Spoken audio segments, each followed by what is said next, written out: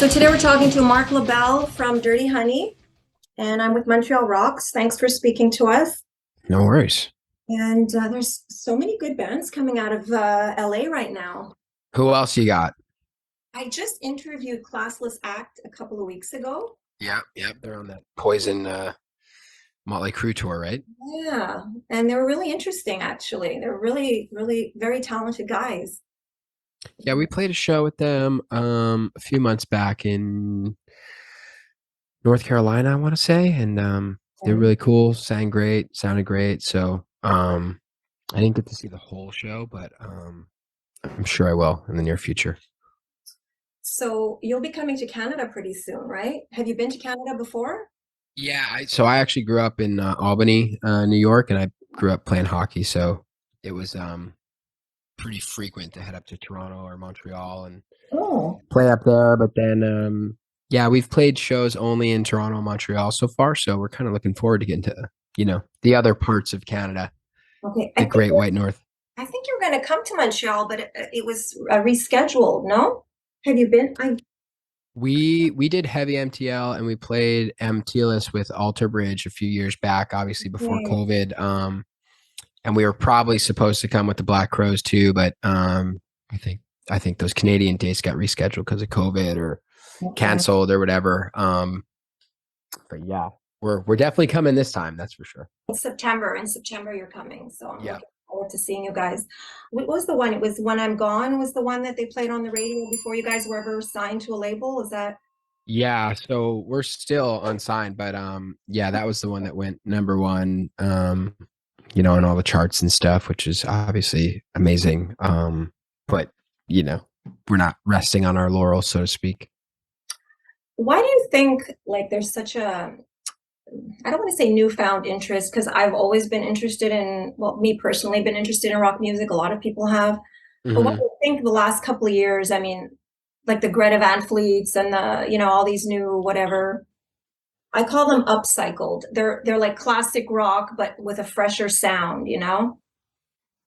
I think it's just, a new connection with an audience that's been really yearning for something to get excited about in rock and roll for a long time. There really hasn't been much in terms of like authentic rock and roll. And, Greta Van Fleet gets a lot of shit for being So derivative or Zeppelin, whatever. But I listen to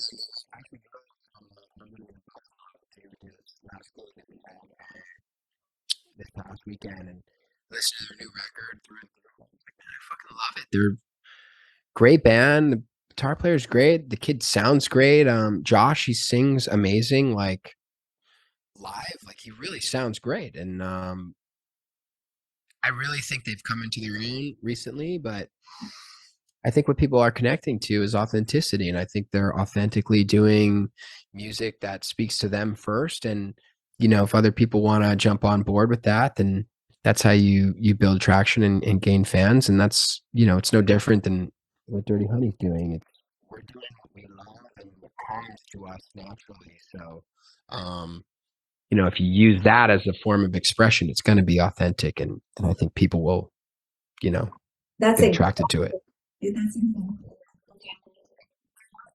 like everyone's comparing the new bands to the old bands, because that's what Yeah. they do. But every new band has their own sound. Maybe they're taking certain things from older bands, right? Like I hear a lot of Aerosmith and Zeppelin and on your albums. And there's what's the song? I started off before I knew anything about you. Oh, Another Last Time.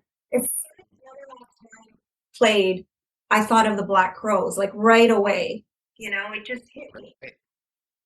And like you said, but these new bands like Dirty Honey, you have your own sound, so you're just taking like, classic rock and putting your spin on it and it's sounding authentic. And that's every band ever that's like guitar, bass, and drums. There's just different personalities in everybody's playing or performance that makes, those four or five people sound together unique. Yeah. That's why you can differentiate Aerosmith from the Rolling Stones or Zeppelin from AC/DC. Like there's personality in what everybody's doing on those records and in those live performances that it just makes it identifiable. Yeah. I was just having this conversation with someone recently about, I'm just going to use the Beatles as an example. Like the Beatles could have all been solo artists, right? And there's a lot of musicians that could be solo artists, put out their own stuff. However, when they get together, I call it like the Justice League. Like they all have their superpowers, but when they all get together, suddenly they form this whole other dynamic that, Yeah, it's this whole other thing that's fresh. yeah, it's energies coming together basically. So Without a doubt. and finding the right personalities that you could sort of work with. Yeah, and that's a big deal too. Obviously, you got to be able to get along so that it can last. But yeah, the Beatles are an anomaly. Just those are four like amazing songwriters, that can all easily do it on their own, but for whatever reason they found each other and created this very special thing. Yeah. So how did you guys in your band all find each other? So you're from New York, but you moved to LA?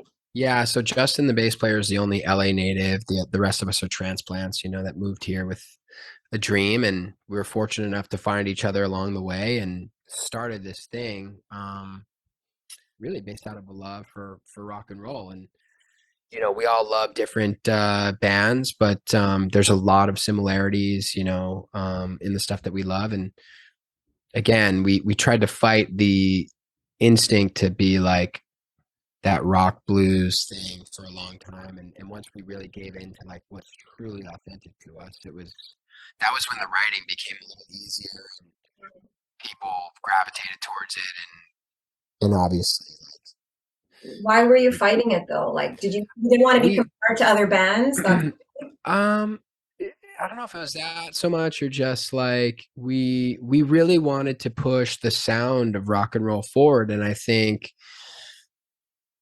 once we took a step back and realized like what makes Rage Against the Machine so awesome, or Aerosmith or Soundgarden, it was really that, again, not to harp on it too much, but it was just like those people have their own sound yeah. together. And it came to them, in that way. It just came to them very easily, the way they sound. It wasn't they didn't go into it probably thinking like, I want to be innovative.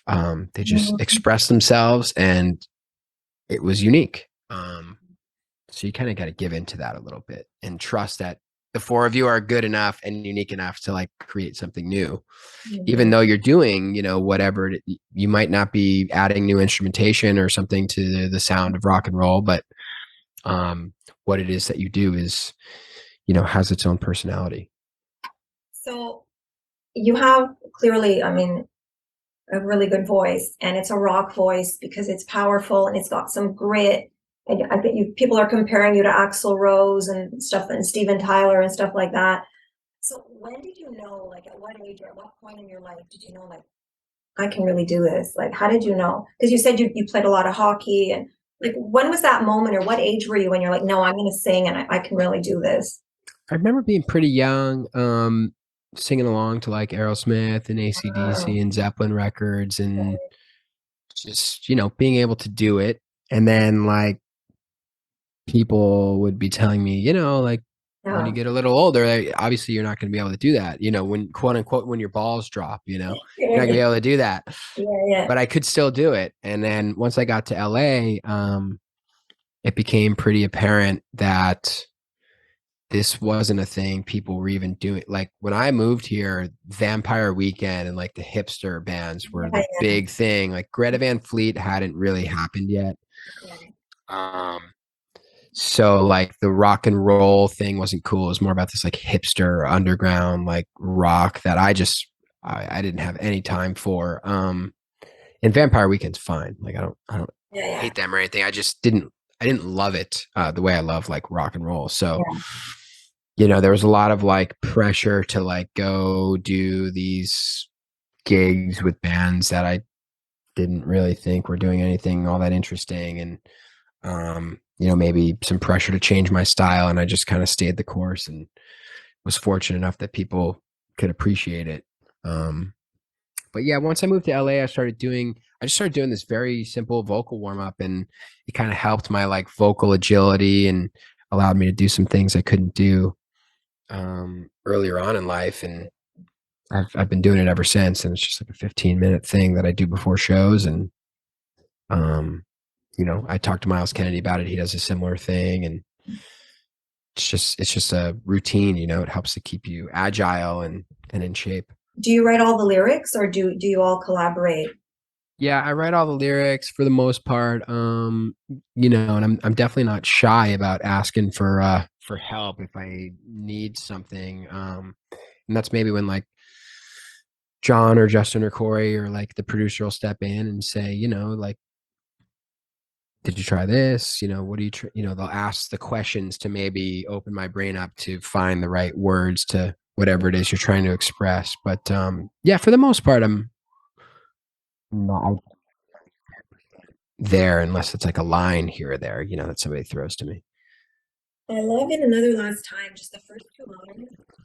She burns like whiskey. She cries like rain. That's like so Black Crows-ish to me. Yeah.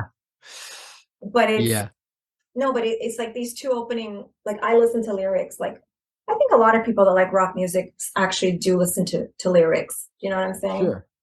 And I mean, the song just starts off with like two heavy hitting lines. You know what I mean? So Thank you. who do you think, like, who are your favorite lyricists over the years? Like, who do you think really knows how to write a good song that doesn't sound cliche? There's so many cliche, you know what I'm talking about? A lot of cliche. Yeah. Um, I mean, Chris Robinson, of course, is a big one for me. He's very like his lyrics are very veiled to me and like secretive, and I don't often really know what he's Okay. writing about, but I like the way it sounds. Mm, Um, like She Talks to Angels, for instance, is I very know. vague to me, but for whatever reason, it hits you emotionally. Yeah.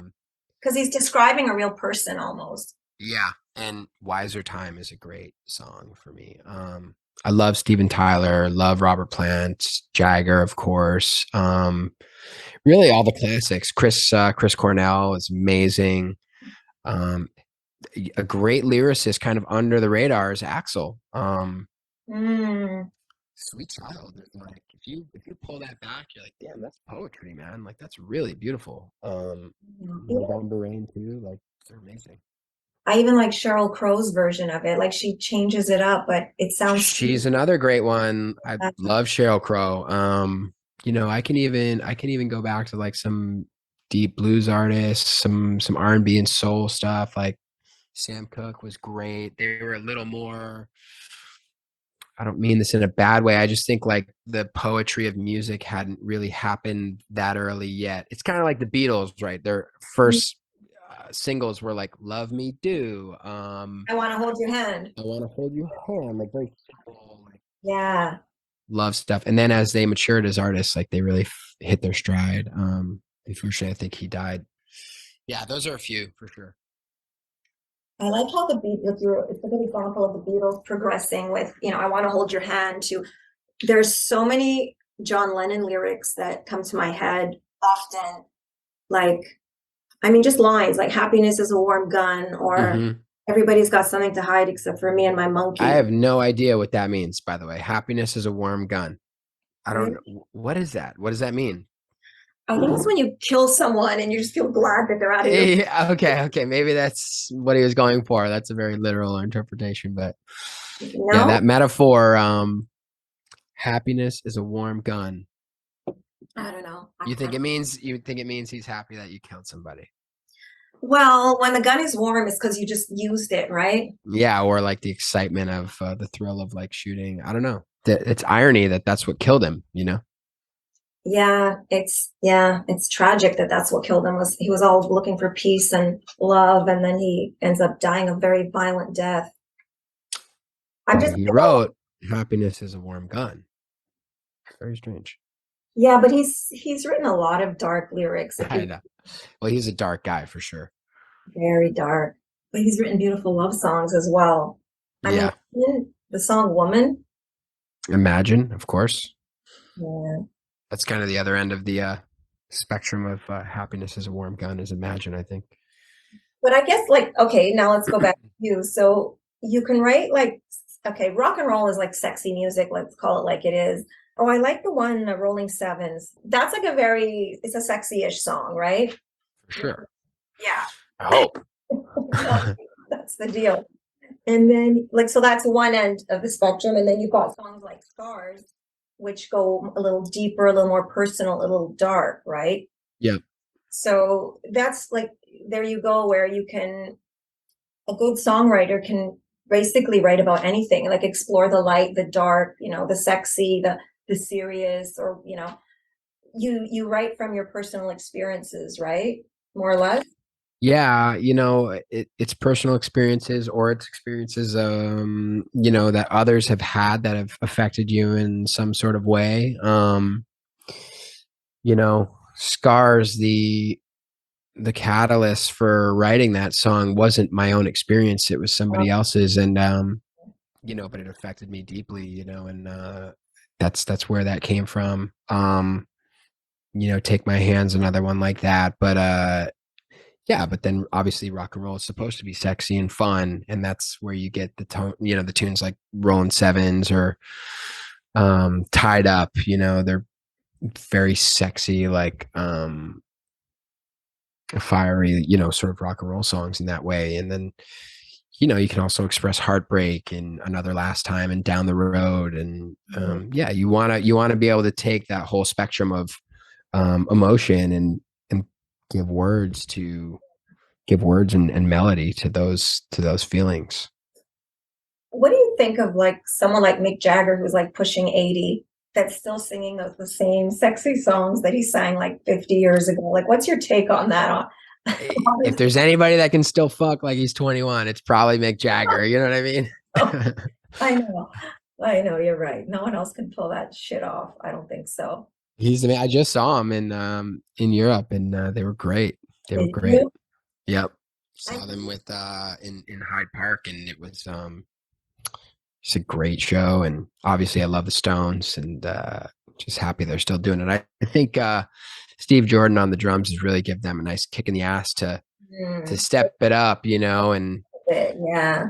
something to prove to he's not young, but he's young to them, I'm sure. Yeah. So they have something to prove to this very accomplished musician who's, Right. just been thrust into this tough spot, but he's doing great too. What's the last album or artist like that you've listened to that's new that really excited you or surprised you? The newest one was that Greta Van Fleet. Okay. Is it Battle at Gardens Gate, or was it it might have been March of the Peaceful Army. I confused the two. Whatever their newest record is, that was the one I just listened to through and through. And then the Black Keys just put a new one out that I enjoyed a lot. Chris Stapleton, of course, Yeah, definitely. he's got the golden voice too, right? The fact that he went under the radar, like through the record business for so long, it just proves to you why we should never sign to a record label, because they clearly don't know what the fuck they're doing. If you Yeah. can't see the magic in just that guy's ability to sing, um, Well, look at people like Jack White who like starts his own record label. I don't know if you're a fan, but his album came out a few weeks ago. It's called what is it? Getting to Heaven Alive or something. Did you hear it? I haven't heard the new Jack. I heard the new single, I think. Oh, Entering Heaven Alive. That's what it's called. Sorry. I don't think I've heard that yet, actually. Okay, it came. I use Spotify. Sorry, I have a lot of vinyl, but I like Spotify. Spotify is great. We love Spotify. No, I love the practicality of it and the fact that it sends me new music. I just don't like the fact that it's not compensating artists as well as it should. That's what. But anyway, but this is an acoustic album, and I don't know if you're a fan. It sounds nothing like any of his other stuff. Hmm. Like I listened to it, and I was just like, wow, I was blown away. I was so surprised. I So will check it out on my ride later today. There's no doubt. it's jazzy, it's bluesy, it's got 60s vibes, there's organs in it, like maybe a Moog synth. I don't even know I didn't research it, but it's crazy. It's interesting. I just went to his shop in London, Third Man, and just really enjoyed the experience. It was a really cool little spot. but yeah, he's obviously a great innovative rock artist, you Mm, know, who's like almost putting stuff out like stream of consciousness, which is really cool. And you can appreciate like an artist's freedom in that way. yeah. I can't think of too many people that have that like him. I find Beck and Jack White, Yeah, they're very similar. they like to explore and they never stick in the same lane, but you know Sure. it's them, right? Like you hear a Yeah. Beck song, you know it's Beck, but every album is completely different from the other. Yep. So yeah, you have to be yeah, that's like very creative. He's like super creative. I like both of them. What is looking for home? No, what is it? Leaving home for the painted sky. I like that line too. What is that? What's the painted sky? Is that LA? That's just like when I wrote that, I was on a motorcycle trip and I was like, oh, I'm leaving here towards the painted sky, like the beautiful sunsets of whatever is in my future, you know, into the unknown. And the visual that really came to mind was like a sunset over like Utah. Okay. You know, I'm leaving home for the painted sky away from you and the pain that fills my eyes. You know, it's like there's sadness, you know, that's surrounding you back home, and just getting away from it was what I was searching for in like the life of a gypsy musician, motorcyclist, traveler, you know. Well, most musicians are kind of like gypsies, though, aren't they? Absolutely. Yeah. Do you like traveling? I love traveling. Doing some more traveling today. When I get done doing interviews, so I'm gonna go away for the weekend and go into the mountains, and you know that's where this song came from. Honestly, was you know really it was about you know maybe a breakup or something, and like all these struggles that were surrounding you at home, and like just getting on the road and living that unknown free lifestyle is you know maybe an attempt to find some happiness. So yeah, travel's a big part of my life. I like that. So everything you're doing more or less it has the potential to be a song. Like you're seeing Yeah, that there's always lyrics or songs or like everything can be transferred into art more or less. I could rip through like some voice memos right now. There's probably hundreds if not thousands of them of me like on a hike or something finding a melody or a lyric that I like, and I just record it on there. And it's Yeah. actually it's probably more of a problem for artists where like you have all these starts, You can't you shut it know. off, right? Yeah, Yeah, yeah. you have so many great starts, and it's like really that's where the craft comes in, where it comes Mm, you have to work that muscle regularly of taking a start and finishing it. yeah.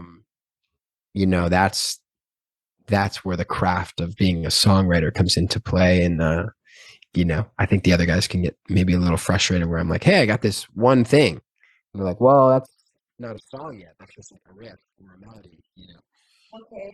But do you show things and then revisit and then sort of implement and mix it? Yeah, it's more like the time that we don't have on the road really Yeah. inhibits you when you're trying to finish stuff. So now that I have a little bit of time, that's obviously a huge focus is just sitting down with the guitar, going back to the memos. Okay, like do I even like this memo that I Mm, recorded?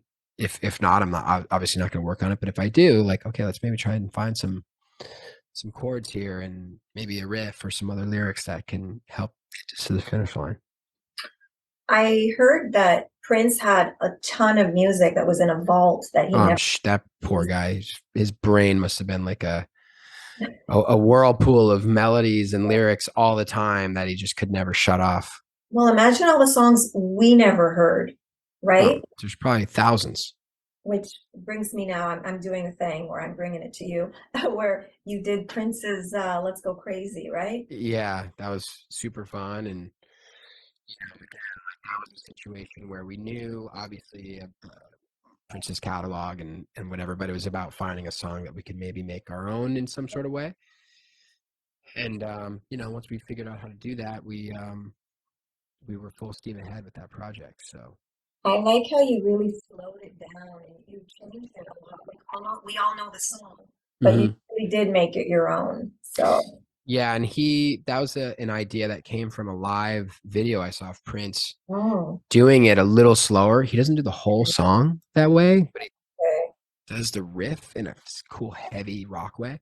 Oh. And I was like, man, let's develop this Mm, version of what he's doing. So it's still Prince, but it's our own as well at the same yeah, time. But we're changing the arrangement a little bit and making it our own. And I think that's, those are the ingredients to doing a cover well, is making it your own, having some elements of the real thing. But at the end of the day, it's got to sound like you.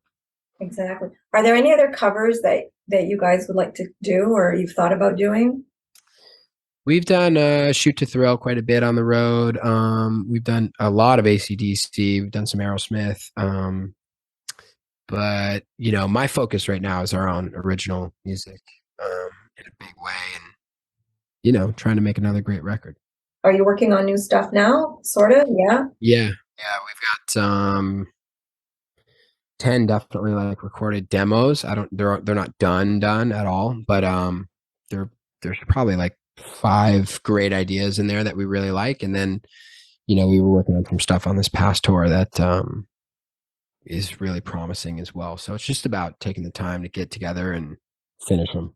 So now you're off. This is your downtime. And For 2 more weeks. Yeah. oh, cool. Thank you so much for talking to us on Montreal Rocks. And looking forward to seeing you guys playing in Montreal. And I'm excited to hear what you guys are going to come up with next. Yeah, me too. Can't wait. Can't wait to get there. Okay. Thanks. Thanks talking to you.